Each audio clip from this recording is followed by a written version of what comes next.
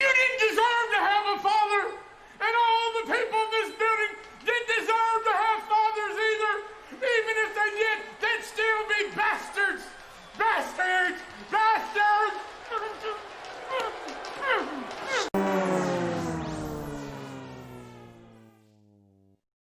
For those wondering, Edge did successfully get Paul Bearer back to the United States, which that would have been a fun vignette, actually. But Kane was looking for him, and later he found him, but it was a trick, and Edge jumped him and beat him up, and I guess confiscated Paul Bearer again. Do you have a forklift? I don't know. You got him in the car. Maybe that same wheelchair. I guess. Did you ever watch Smackdown? No, I never saw it. There was really no reason to, except the god-awful Edge and Paul Bearer segments that were in no way made me want to see Survivor Series. What happened? Edge, as you recall from the last Smackdown, you saw Edge had kidnapped Paul Bearer.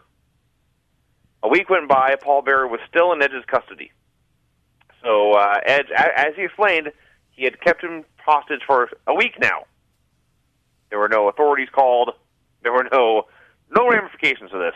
He just kept this man hostage, said he took him to like a beach party, and they played beach volleyball and other nonsense. So then the theme of the show was, the show-long storyline was, Edge was torturing Paul Bearer to torment Kane in an attempt to, I guess, make him wrestle worse at the pay-per-view, so he could win his wrestling championship. Now, there are two giant problems here. One, Edge is theoretically a good guy. That's the theory. That's the theory. But when you see Paul Bearer is lovable anyway, but just the idea of this man tying someone up and tormenting them as a way to extract something from a third person, that's not a heroic act in any way. But the much bigger problem is that this is a PG show.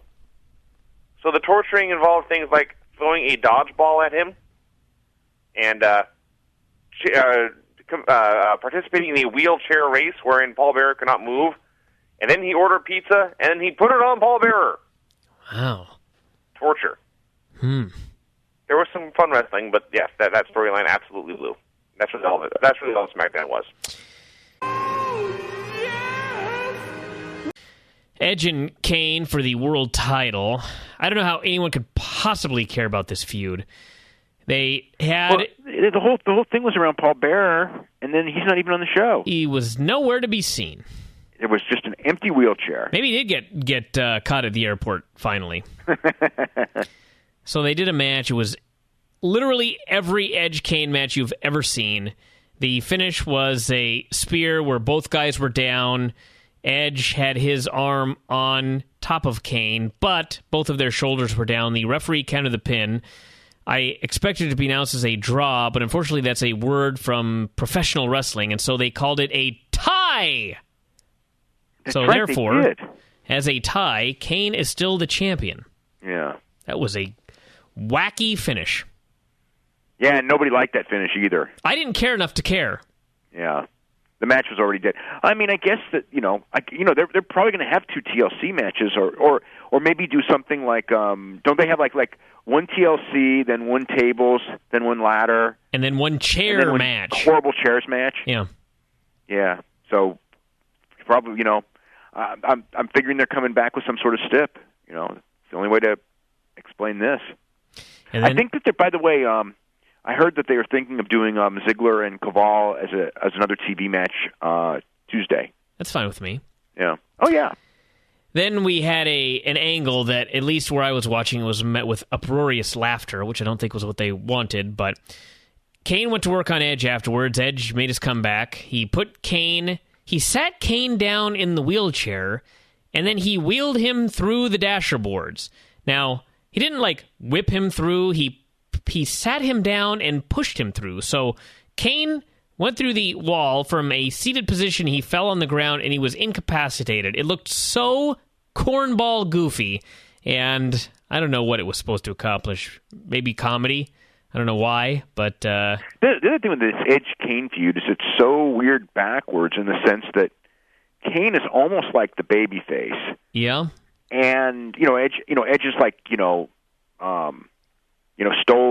like kidnapped his father and torturing his father and torturing his mind. Yeah. And the other part is that Edge is still a natural heel anyway, and the people, if it comes down to their own choices, even though Kane has played a heel, I mean the one thing about Kane's heel turns is that they rarely work at the arenas, and most arenas he goes to he gets cheered, so you're really I think that may have played a part in the lack of heat, other than the fact that the match just did nothing anyway. But the thing with the kidnapping and everything like that is, if you're a babyface doing this, it works if, for example, the heel had previously kidnapped someone you knew or something. If for example, in retaliation, but this is the beginning of the feud. It's not even exactly. it's not even like he hasn't even screwed Edge like over 10 times first. Yeah, Edge is not getting his just desserts here. Edge is making a proactive move to kidnap this man's father. Now when Edge lost David Otunga, did Paul Bearer sit on him or something? Paul Bearer was not involved in any way. Yeah, that's what I thought. So did he sit on him? No, he did not do that either. No, I'm just thinking that is there what did Paul Bearer do to for Edge to kidnap him? He gave birth to Kane, or he they didn't give birth to him. He's trying to do mind games. I mean, they do explain that they're trying that he can't beat him physically, so he's trying to mess him up mentally so he can win the title that way. But I just think that this whole thing, plus it's such a goofy angle anyway. So it's kind of like, it's one of those angles where when you watch it on TV, it makes you absolutely not care about a world championship match to begin with. That's undoubtedly true. And then, so there's a lot of strikes in this one when you really think about the whole psychology of it, between that and the fact that, you've got, between Edge and Randy Orton as your top babyface right now on each brand, or your championship level babyface on each brand, you got two guys that really need to be heels.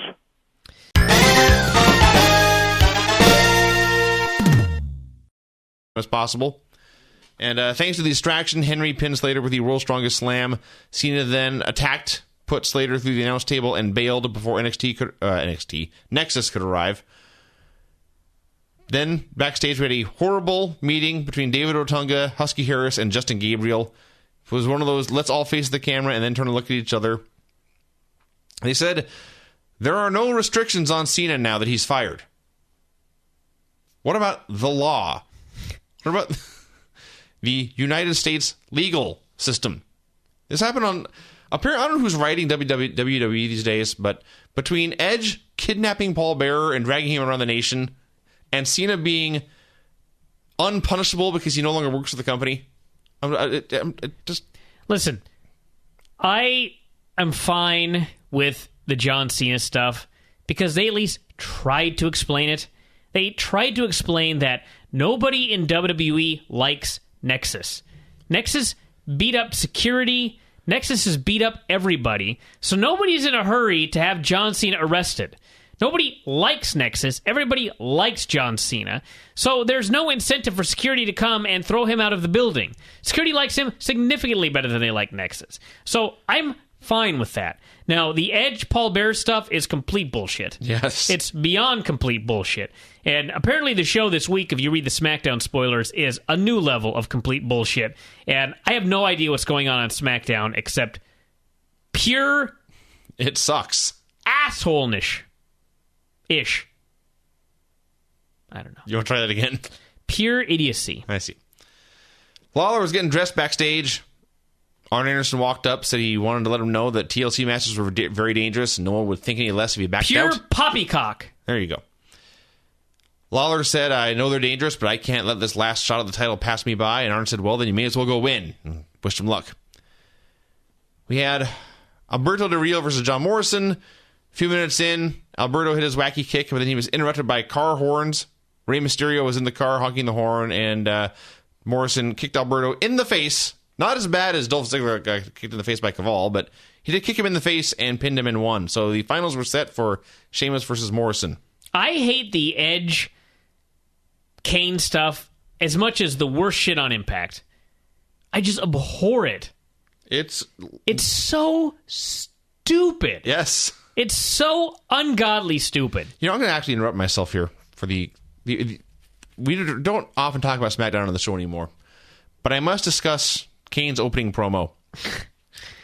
We've been talking all year about how Kane has been having A+ delivery with F material. The whole Undertaker feud, all the scary music promos he's cut, all the Who Took Out My Brother promos, all those, how terrible they've been. They finally got him. They finally found something so bad he could not make it sound believable. This is an actual sentence Kane said in the ring in the opening segment on SmackDown. He mentally tortured Paul Bearer, forcing him to play dodgeball and smothering him in pizza and buffalo wings. Direct quote. Yeah. Direct quote. That is what SmackDown has become. Kane and Edge. Edge is so much better as a babyface. I'm sorry, as a heel. So much better as a heel. And Kane, and no one knows why. And when I say nobody, I mean, find me someone who knows why, whether inside or outside WWE. Kane on international tours is like mega over. He's like maybe the most popular guy in terms of ring. When he does his ring entrance, the reactions that he gets. In Mexico, he's like upper top tier. Sometimes even more so than like Ray Jr. Like, no one understands why Kane is so fucking over in all of these countries. And even at the house shows in America, when Kane's music hits, the place goes fucking nuts. I have been to shows and marveled at the reaction Kane gets just for walking out. So, Edge is miscast as a babyface, and Kane is miscast as a heel. You've already got that issue. And then on top of that, we're supposed to cheer Edge when he's acting like a complete asshole. Yes. This is like so... I don't even know. Like, you know, it's goofy enough when stuff like this happens in TNA, where Jeff comes out and you know, they lower his belt and it's supposed to be this big heel deal and everybody's chanting his name. But, you know, they're always incompetent. But this, like, SmackDown is usually the logical show, the wrestling show. It's the wrestling show, yes. It has become, like, so much worse than Raw in terms of complete bullshit. Mostly this storyline here. It's really just that. It's so dumb. Like, I can't... SmackDown is a pain for me to watch these days. Yeah, it's no good. It is completely backwards, especially the part about Edge. Edge is not being a babyface. Edge is being a heel. He's being a complete dick. There is one redeeming factor to the feud, and that is Paul Bearer. I love Paul Bearer, but it's starting to get to the point where even Paul cannot save this shit. There was, I forget which segment it was on here, but I guess I could read my notes. When he was screaming about bastards? Bastards. That was actually funny. Even if they have parents, they're still bastards. Yeah. Paul is doing all he can to salvage this shit. I would not say he saved the segment, but he helped. He did what he could. Yeah. I once liked SmackDown. SmackDown used to be like one of the best wrestling shows on television. Now, this Edge, Kane, Paul Bearer storyline is at a level that I don't even know if TNA has achieved. TNA is just like really stupid, and you can laugh at it, and you can make fun of it, and vitriol is spewed. Edge, Kane, and Paul Bearer is just like, I don't ever want to watch this show again. And I realize I say that about TNA, but there's nothing redeeming about this at all. Paul Bearer's the best he can be, but that's not enough to save this. It's just so wretched. It makes me wonder, like, who watches this show? I realize this actually sounds exactly like I like TNA, but I don't know. There's something about this. It's TNA at least feels like it's the A show for Impact is the A show for TNA. You know what I mean? So as bad as it is, you kind of got to watch it. SmackDown is so not the A show. I'm not even sure SmackDown is the B show. SmackDown is like a distant C show that, again, if I didn't watch it, nobody would even notice. So I really, really abhor this angle. It was no good. I actually forgot about this show entirely. Not only did I not notice you didn't put it in the newsletter, I forgot about it. We were talking about it on the show until you brought it up, and I had to go to the Wrestling Observer website and bring up their SmackDown report, which is your SmackDown report, basically, and just to remind myself what happened on the show. And I'm looking over it, and I'm reminded of why I didn't write any of this, or, why I forgot about the notes. And to bring it up, yes, the Edge Kane stuff was dominant throughout the show. Every bit of it sucked in every way. Edge kept feigning murder. Kane kept falling for it. And at the end of the show, Edge still had Paul Bearer in his possession. That's all I'm going to say about it. Oh no, oh no, oh no. All right, well, I guess we should talk about, let's save ROH for last. I want to talk about, let's talk about it now. Now let's talk about it last. I can't decide. So pick for me, Vince. Should we talk about SmackDown? Should I just play another song? Fuck no, we're not talking about SmackDown. SmackDown Fuck that was show. significantly worse than Raw. That's all I will say. Fuck that show, everybody. Stop watching SmackDown. When I heard that 1.8 million people watched that show last week, I may have been more appalled than the idea of 1.5 million people actually watching Impact. Why would you watch SmackDown? Why are people watching the show? I don't know. It's not even like there's a terrible main event angle and like great wrestling up and down the show. There's one good match every week. Yes. The rest of it is awful. I mean, god-awful shit. We're not talking about SmackDown here. In fact, I can't talk about ROH now. I'm in a bad mood. Talk about the other one we watched. 24/7? That's right, 24/7. Oh, this will put me in a good mood.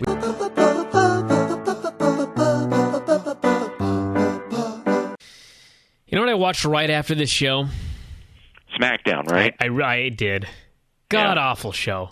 Was it really? I mean, I will say that... So tell me, what's the scoop on Paul Bearer? Well, first off, I should say Dolph and Kofi actually was a really, really good match.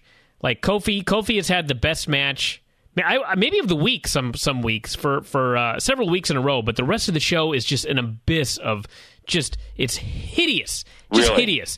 And the Paul Bearer thing is in fact, throughout the show, they did the deal where he was thrown off, whatever, and it was a dummy and this and that, and finally, at the end of the show, the contraption was they had two ladders and a table set up on the top of the two of them, like a TLC type contraption, and the wheelchair's on top of it, but you can't see. All you can see are like the wheels.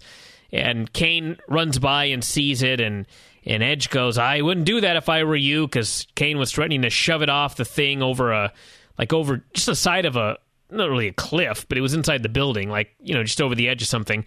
And Kane tossed it over anyway, and then he looked down and had this horrible look on his face, and they pan down, and there's Paul Bearer lying in the rubble, and some guy runs off and goes, "Oh, we need help."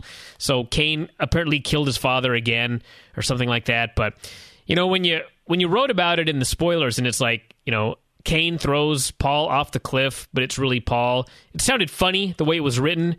It wasn't funny in execution. It was just stupid. And... it's just so dumb. It's so impossible to take seriously on such an already stupid show. The Eagle and Hornswoggle, and it's just like, I don't know what has happened to this show. It's awful. No, I think that they're looking for answers, but this is not. I don't think these are the answers. This is not the answer. What? This is not the answer. I mean, you got to realize that they had bragging rights and everything else, and they're looking for some answers, and I think that they just feel that I don't know what they think. It's supposed to be... but they're looking for something. But yeah, maybe they just the other thing is the SmackDown rating in adults 18 to 49 is like really shitty. It's barely above Impact. And that's not that's really not good. Well, the thing is, like, with Impact, it's like, I'm not a huge fan of that show, and often I think it sucks, but when I watch it, it's like, okay, I'm not a fan of this show, but I can understand if you're like, if you don't like what WWE is presenting, and you want something a little edgier or whatever, and you can handle stuff not making sense, I can understand you being a supporter of this show. But if you are, like, if you're a WWE fan, I watch SmackDown and I think, who would ever watch this show? Like, what people are actually watching this program? If you want WWE programming, you watch Raw. This is like, it's like a terrible, terrible version of Raw with guys that are not as big as stars that are on Raw. It's like, I don't even understand what the incentive is to watch this extra 2 hours of programming.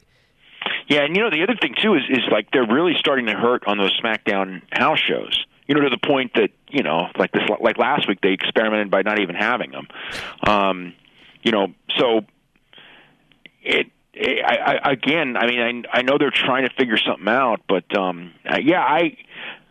mean, the last couple of weeks where I've watched SmackDown, you know what though, I don't dislike the show. I mean, I think Kofi Kingston's had good matches with Jack Swagger and things like that, but I'm not the Cody Rhodes gimmick. The problem, the Cody Rhodes gimmick is like it's a second match on the card gimmick, and the guy's already been past the second match on the card, and it's like, yeah, it gives him something, but it's something that's limited. That's going to limit him. It's not going to move him up or anything like that. No, especially now that he's feuding with Chris Masters. Yeah, well, that's not going to help him either. But the Edge, I just think the Edge Kane thing, I watch it and it's just like, this is just, it makes me cringe. It's wretched. It's not like it's heat. It's not like it's anything. I mean, it's like, yeah, it kind of blurs the thing, where Edge is, really the heel, but it doesn't even matter because you don't even care. And, Kane, the idea, whoever came up with this idea of trying to make Kane into this guy with feelings, it's just like, okay, now we've got this guy who's not much of a worker, but he had this aura of being a guy who kills children in the movies and or whatever, teenagers in the movies, and he's this monster that's done all these things for all these years, and now we've taken that away from him. And now exactly what do we exactly have with Kane other than just a big guy who is trying to run to save his father, and then we see these embarrassing scenes that he can't run. Why do they ever shoot these 40-year-old guys that are 300 pounds, running? I mean, it's like, isn't the whole thing to like not make your guys look unathletic? I had a buddy over. A bunch of us were over watching UFC, and one guy stayed, and he'd fallen asleep at the end of UFC, and so he woke up in the middle of SmackDown, and it was near the end of the show, and he had two comments. One was that Edge is a complete asshole, and I was like, he's supposed to be the good guy. And then, but seriously, yes. And the other part of that one too is not only that, but it's like he's the shits anyway as a babyface. I know. So now he's we're miscast. He's the shits going in, and now we're scripting him to make it even worse. What the hell is that? He is miscast as a babyface who is acting like a heel that we're supposed to cheer. Yeah. And the guy's other comment was that Kane runs like a girl. So the two things. Well, yeah, I mean, and I saw that. I haven't even seen the show, but I saw that like last week, and yeah. That really, yeah, I don't know. It's just everything about this was just horrible. So anyway, if you haven't watched SmackDown, everybody, don't bother. You can watch the Kofi match, but it does have a horrendous finish. Oh no! Mm-hmm. TLC is tomorrow, everybody. Let's run down the card very quickly. It is Kane, Edge, Rey Mysterio, and Alberto Del Rio in a four-way TLC match for the world title. Apparently, changes made as a result of finding out they had too many matches and too little time. Not to mention the fact that Kane and Edge was going to suck. So they merged those. Kane and Edge suck. Well, look, Kane and Edge sucking, and also Del Rio and Mysterio were going to have a chairs match, right? And isn't there two chairs matches? Was this the Well, they didn't want a second chairs match, and they already had Cena and Barrett. Yeah, Cena and Barrett. So it's like the idea of like two chairs matches on the same show felt like kind of silly anyway. So they not that in fact they have two ladder matches on the show already, but yeah, there were a bunch of reasons. And I watched. I'm like a half hour into SmackDown, like I usually am at this point, and Teddy's, their explanation, if you didn't see SmackDown, was that they were afraid that Kane might not show up, so therefore they had to book, with the idea that maybe he won't show up, and therefore they put Del Rio in the match, and then Rey wanted to be in the match, they put him in the match. So if Kane shows up, now it's a four-way, and if Kane doesn't show up, it's a three-way. So that was which Kane will show up, and it's going to be a four-way, but that was the storyline, trying to explain, why they did this after all of these weeks. I'll tell you what, though, watching that first segment where they went through the whole Edge Paul Bearer thing with the Benny Hill music and everything, as stupid as that thing has been, I mean, when the whole thing was, when you watch the whole thing, like... Wait. They actually aired that on SmackDown? You didn't watch SmackDown yet? No, I thought that was a spoof somebody made on the internet. No, that was the opening segment. Oh my God. It was so freaking horrible. Oh my God. They've given up. Oh, I'm watching the show and I'm just thinking, the other day when we were talking about the booking and I'm so down on their booking and I watched this and it's like, Dave. God, it's terrible. Dave, did you see the video that they did for Steen and Generico that was so fucking great? Yeah, like 4 times. 17-year-old kid, a fan, made that video. That. Unbelievable. And then now WWE's putting a fucking Benny Hill thing for their main event. Jesus. Yeah. Wow. And I mean, and in WWE, I'll tell you, in WWE, those guys can put together the greatest videos in the world.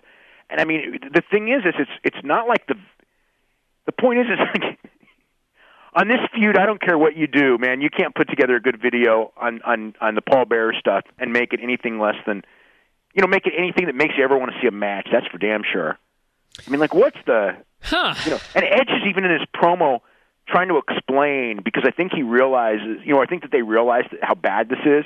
So he's trying to kind of explain his way out of it. And like the explanation is, well, Kane has done all these things to all these people for all these years, so I had to play like mind games and do this. And he even was sort of like, I don't know if I did the right thing or not. Shit. But it's like he killed Paul Bearer, who we don't know if he's dead or alive, or broken back, or broken neck, or nothing, because they won't even say. Well, let me just say this, because you were talking about this the other day. Technically, Kane killed Paul Bearer. Yeah, I know. So where's the heat? Well, the idea, it could be that when Undertaker returns and he's feuding with Kane, then in fact Paul can return and screw Kane because Kane killed him most recently. I don't think he's coming back. He's got to be back. I suppose. He's got to be back for the end of Undertaker's career. I firmly believe that. They got to leave together. Maybe. I mean, I don't know. It was supposed to be the blow-off. Well, they said that when he was buried in pudding years ago. Yeah, he can come back for 6 years. Well, sure, but Ray Undertaker's going, it could be 6 years before he's done. You think Undertaker's going to be around? Well, I mean, he might be around like doing a match a year forever, that's for sure. But I mean, as far as being a regular performer, I mean, I think not as regular. No, he can't. He's probably done as a regular performer already. Although, well, you never know, because I remember there's the Observers from 1990 talking about how Undertaker could barely move backstage. I don't think it was in 1990. That was like 1999 or 98. I think there's a 90. 90? He wasn't even in there yet in 90. Wasn't he there in 89? Wasn't it his debut? No, he started in 91, I think it was. In 90, I think he was with WCW as Mean Mark Callis. All right. Well, anyway, it's a long time ago. He certainly was in bad shape then. He was moving just, he didn't have any problem. The first I remember hearing about him would have been, oh, God, I would say 98, maybe 97, 98, when I was talking to some of the guys. That's still 13 years ago. Yeah, well, he's had a lot of time off. Huh? But I remember talking to some of the guys backstage, and it's like you just have no idea that, the hips are going out on this guy. He's had a lot of hip issues, and he's for sure going to need hip replacement surgery, probably within the next couple of years. And that's probably, and he may need shoulder replacement surgery as well, because his shoulder is in really, really rough shape. It was a lot worse than they expected when they opened it up. But he's still bound and determined to do Mania this year, whether he can or not. The doctors are not so confident that he can do it, but he'll probably do it just because, even if he's not ready to do it, he'll say he is. Oh, yes! Judgment Day is here! Edge came out for a promo. And this is actually pretty boring. I do want to talk about the promo he cut on the other Smackdown that was not live on Friday night. Did you watch that segment? The one with Benny Hill? Yes. Not yet. Edge came out, and he said, I'm going to show basically a highlight reel video of my whole feud with Kane. And they had the entire program was replayed and was all done for laughs. They had yakety sax playing in the background. There were wacky sound effects as they ran around and fell off things and ran into things. It made a joke out of the entire thing.